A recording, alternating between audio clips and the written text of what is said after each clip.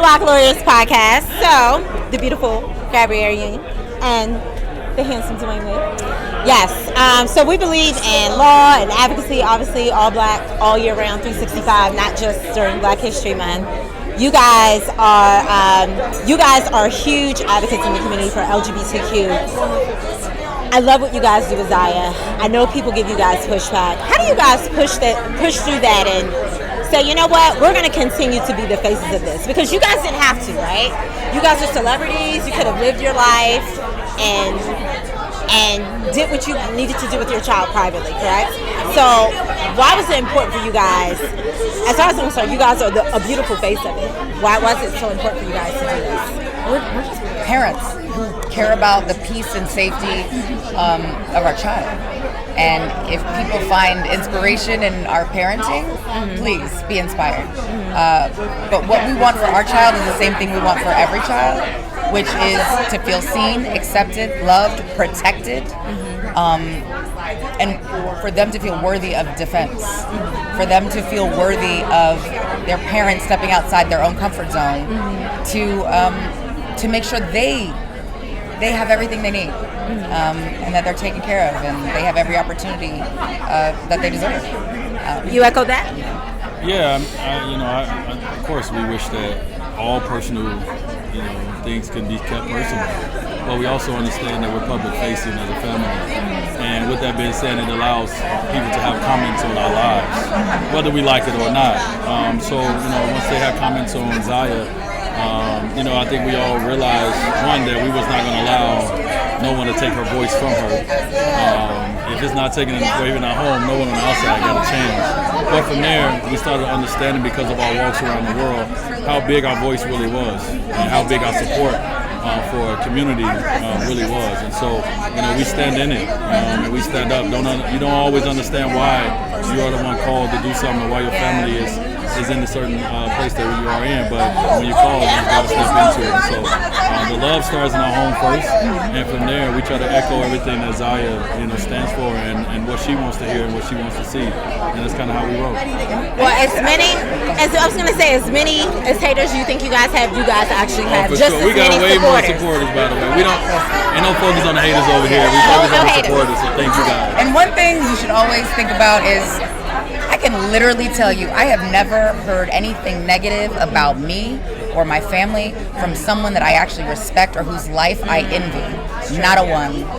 Not a one. Not a one. So stay mad, Jan. Say that. I know. Now, one last question. You played Julia, Daddy's Little Girls. You played a lawyer there. You're always advocating. I think you did like a real, I'm a black actress. Of course I'm underpaid. You did that real. I know we're just coming off a strike, but just quickly, how important is it? I mean, I know you've gotten behind the camera, producer, directors, but sometimes the actors and the actresses, they're the last to kind of get fed. What are your thoughts on that? That's why I have a production company. That's why he has a production company. I mean, obviously his production company, they just got nominated for an Oscar on Sunday. My production company did perfect fine. Sometimes if I got to go in my own pocket to make sure that my cast and crew are right and taken care of, I do that. That is my responsibility as a producer. That's my responsibility as a global citizen. And I do everything that I can to make sure that everyone knows where the bodies are buried. So, and that's what's required. We have to share information. We have to share resources. Yes. We have to share how we got where we were, which is why pay transparency is incredibly important. I'm with Michael Hyatt, stepping into the Black Lawyers Podcast. Nice to meet you. Nice to meet you. So it's so funny. I've watched during the pandemic. I went back and watched shows that people were like, "Why did you watch this show?" So obviously, I saw you on The Wire. I went all the way back in time, and it's so funny that so many people got their start, or one of their first starts on The Wire. And then you fast forward, and obviously you're on Snowfall, and you're the mama bear. This is the Black Lawyers Podcast. The big topic of that show was obviously how drugs are out in this country with the CIA. And how ultimately the main character, a lot of times they say if you live a fast life, you either end up in jail or you die, right? It's typically where you fall when you go down that path. the main character did die. He didn't end up in jail. What did you think about the ending?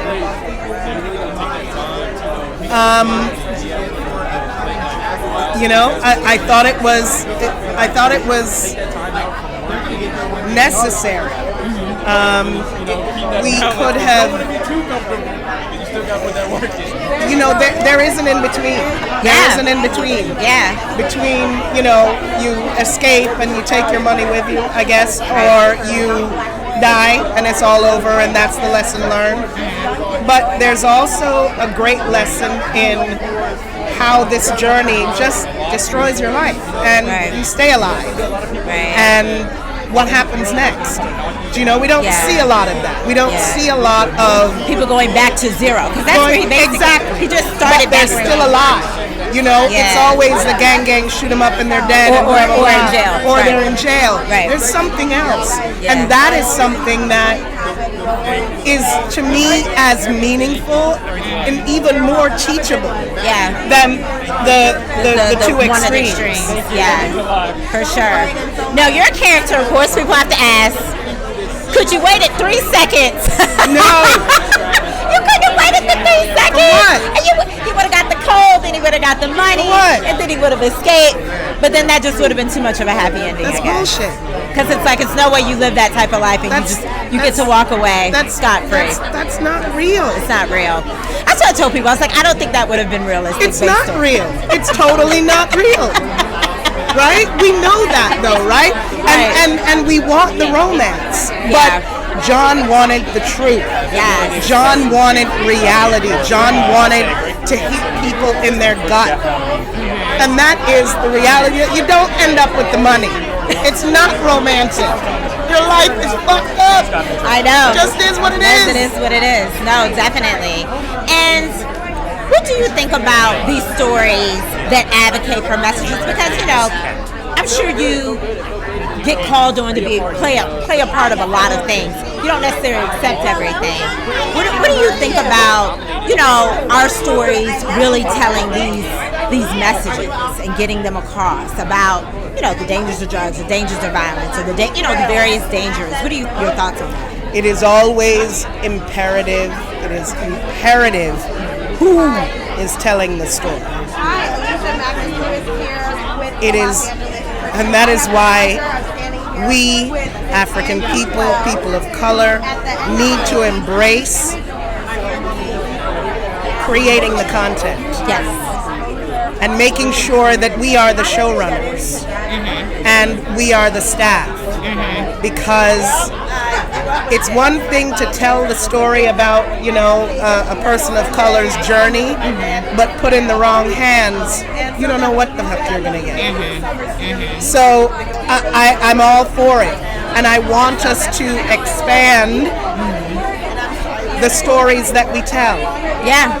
Because I love Snowfall, I love The Wire, I love Power, but love, our stories expand way beyond that. Absolutely. And the messages in those stories are as powerful as this. This is a genre, and this world, this country is getting its fair share of it, and I love that it's being embraced. But make sure that we don't pigeonhole ourselves. Yeah, definitely. Okay, a fun question. 90 days in jail or a $2 million fine? If you had to choose. $2 million fine, baby. You're not going to do the 90-day bid? No. Thanks. No thanks. I'll pay the $2 million. You can have it. It'll come again. It'll come again. What can we expect from you moving forward? Is there anything the audience should maybe be looking out for? Is there anything? I don't know. I have now expanded my consciousness, as we talk about, with John's influence, into being behind the scenes. And we do miss him. We miss him very much. Very, very much. So I'm working on content. We're all still bouncing back from the strike, and so I haven't booked the next big job yet. But I'm also making room for walking the walk. Yes. and making sure that that I take my seat at the table of creativity. Absolutely. Last question. What are you most excited to see tonight? You know what? I'm seeing it right now. I enjoy being surrounded by African people who are living in their truth, who are busting their ass trying to make every moment work. You get caught up in the hustle and with your head down, and you can. These experiences allow me to look up, and remind myself, and also just celebrate. I love that we just love on each other and we celebrate each other here. So I'm experiencing it right now. Absolutely. Well, thank you so much for stepping into the Black Lawyers podcast. We are going to look out for what's next for you, whether it be in front of the camera or behind the camera. Hi, nice to meet you. Hey, nice to meet you. You do a wonderful job on Bel Air. I know you play the infamous, judge on the show. Uncle You're a Phil. lawyer, Uncle Phil. Yeah. How is it embodying that iconic role? You know, it's been a dream come true, really. I mean, obviously, I won't lie, there was some pressure, attached to it, but the way it's been so well received by the community, by the culture, it's just taking a lot of that pressure off, so I can just kind of show up and just trust what I'm doing and know that it's going to be, that I'm in alignment with the assignment. So it's been a dream. It's been great. We're all having a good time. Season 3 is going really well. We're halfway through, and it takes place during the summer. Okay. So we get to see that side of the Banks family and what they're doing off of school, outside of school hours and stuff. So yeah. Okay, great. Fun question. Even though everybody says this is not a fun question. 90 days in jail, $2 million fine. You have to choose. 90 days in jail or a $2 million fine. I mean, I don't want no jail time. Yeah, that's what I said. I don't think I do very well. I don't think I fare well in jail. I know you look like you put some fear in some people though. I come out like Malcolm X, for real. I'd be, Nation of Islam. But no, I would try to get that $2 million fine somehow. I think I'd try and work that out. Jealous, no fine. What are you most excited to see tonight? Tonight, just all the winners and nominees, and just to see us all together and just fellowship. It's just going to be a good vibe. Well, on behalf of the Black Lawyers podcast, you may not know this, but less than 5% of lawyers are black, and then less than 2.5% are black women. So the fact that you play a black lawyer on TV is a very big deal. That's a big and deal. It's funny because I have a black TV lawyer shirt with Olivia Pope and Annalise, and I'm always thinking like, I need to put Uncle Phil on here because he's a black lawyer. So I'm trying to figure out what I'm gonna do with the men, but they're not that many. Even Courtney, I was like, oh, you know what? He played Johnny Cochran. Right. So I gotta really brainstorm because some of the guys want to wear the shirt. We want love too. Come on, I want to be on your shirt. It was very nice meeting you. Thank you. Stepping into the Black Lawyers podcast, Lauren, it's very nice to meet you. Nice to meet you. Now you play a very important character in a film about the first black U.S. Marshal. How is being a part of that story and it being finally told? It's fantastic to finally tell that story. It's a story that I knew about before I even got the audition to tell this story. My eldest uncle, his hero was Bass Reeves, and he loves the Old West. And he, as a kid, desired to know who Bass Reeves was because I think it was one of the Sundance kids, somebody in Sundance Kids mentioned him, and he was like, well, who is that? And to find out that there were black cowboys was an aha moment for him as a black boy in North Carolina, and he's 80 now, and so I got to, tell that story, bring that whole person to life, and give honor to the people that look forward to seeing black cowboys and never got to see them. What are you most excited about tonight? I'm really excited to be with my castmates. It's been a while since I've seen them. I'm excited to celebrate and delight and cheer on the people that win in their categories tonight. I'm a big fan of the people that are in my category, from Heist 88 to Swarm. I just think it was such beautiful work that was done, and I'm happy to be in company with them. And I'm just excited to be surrounded by so many lovely people. You look amazing. Okay, fun question, even though everybody has told me it's not a fun question. I think it's a fun question. I'm scared now. They're like, this wasn't fun. Okay. 90 days in jail or a $2 million fine. If you had to choose. Oh, sorry, 90 days in jail. Or $2 million fine. If you had to Fine? choose. Fine. If you have to pay money. $2 million fine? Yeah, or 90 days in jail. I'm putting my bet. I'm betting on jail. Betting on jail? Okay, you Because, I mean, jail gives you a certain kind of street credit. You're Uncle Cliff are the only two that said Me? Really? Everybody else is like, no, just go ahead and take the money. I can't do jail It gives me a story to tell. Duh. Okay, all right, she picked It gives jail. me a story to tell. I mean, yeah, I mean, when else would I get an opportunity to be behind bars for night? Okay, last question. What should we expect next? I know a lot of people are getting off the strike, so some of their projects were put on hold, but is there anything people should maybe be looking out for? Oh, yeah, always. Okay. The next thing I'm excited about will be The Dutchman, Okay. which will be a film that I shot during...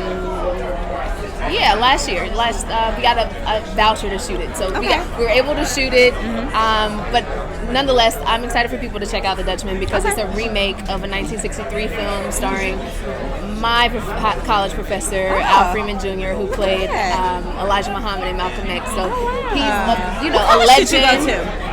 Howard. Oh, you went to Howard? Yeah. Oh, amazing. I'm originally from D.C. Okay, fantastic. Look, I went to Banneker across the street. I was a pretend Howard girl because my sister went to Howard, so I was on the yard for 4 years. Yes, you were. 9th and 12th grade. And I actually did get And I actually did get into Howard Law Oh, fantastic. and Howard undergrad. So yeah, I know all about Howard. I know all about Howard. You're honorary Bison. I'm an honorary Bison. Sure. I appreciate For that. sure. Well, thank you so much for stepping into the Black Lawyers Podcast. I want to take a quick. I'm so happy because I played Siobhan Keys my last show. That's right. So I was just That's like, right. So how was that now? How was about that? the black lawyers? Yes. My dad's a lawyer too. Is your dad a lawyer? So I how grew was up all it? around lawyers. So How was it playing a character where your dad was actually a lawyer? Did he give you some tips? oh yeah, well he didn't even know that I was getting tips from him because I was a kid. Right. But I got I spent time in a black law firm like all my life. You know what I mean? So to be able to portray Siobhan Keys was everything, and I loved it. And but then also the people in Boston honoring Boston was just fantastic. Yeah, a lot of fun. Yeah. Absolutely. Well, thank you for stepping into the Black Lawyers Podcast. Courtney B. Vance, the one and the only, stepping into the Black Lawyers Podcast. Nice to meet you. How are you feeling tonight? I'm always feeling good. It's a good day. Good day. I woke up again. It's a great day. What are you most excited to see tonight? Everybody. I'm excited to learn some things and find about some projects I'm going to write down so I can watch. Okay. So it's good just to be around of color. We mix it up better than anybody, so I'm very excited to see This what is we're Black going to Lawyers do. Podcast, so we all black all the time. We root for black all day, 367. We just don't do Black History Month around here. So. You black all the time. So tell me this. You played a lot of characters. This is the Black Lawyers Podcast. You played the infamous Johnny Cochran. How was it playing that character on the O.J. Simpson, The American Crime? It was daunting because he was iconic, and so I approached it where I was going to. We had great scripts, and I would do my best, and I know the folks would forgive me if I missed a thing or two. So, hey, I think I did pretty good. Fun question. 90 days in jail or $2 million fine? Fun question? It's a fun question. If you had to choose. 90 days in jail or... $2 million fine.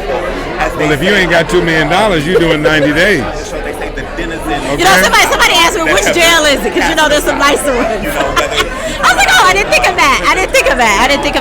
Tell us, what can we expect next from you? I know a lot of people are off the strike, so they're just kind of getting to some projects. Is there anything people should be kind of looking out for, or anything you're working on? For me? Yes, for you, of course. Lilo and Stitch, the live action piece. Grotesquerie, Ryan Murphy's new piece. And my wife's Damsel. And of course 911 is going, I guess, comes on tonight. Yes, tonight at 9 o'clock. 9 o'clock. Okay, so be there, be square. Thank you so much for stepping into the Black Lawyers Podcast.